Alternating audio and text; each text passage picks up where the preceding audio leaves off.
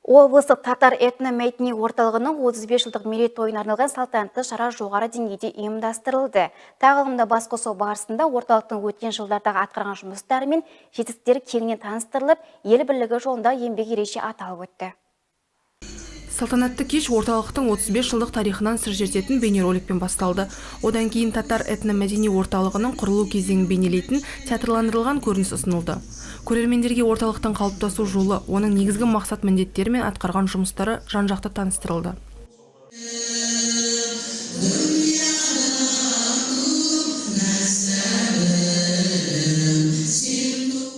Кеш аясында татар этно-мәдени орталығының 35 жыл ішіндегі атқарған ауқымды жұмыстары сараланды.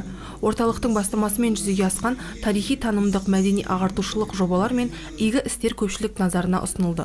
Атап айтқанда көрнекті педагог Нағима Ахмадиева есімін ұлықтау, қоғам қайраткерлері Фарид Фаткулдинов, Фаат Китаев, Фуат Сайфелмуликов, Камаль Шүкенов және Батырхан Шүкенов сынды тұлғалардың есімдерін дәріптеу бағытында атқарылған жұмыстар кеңінен айтылды.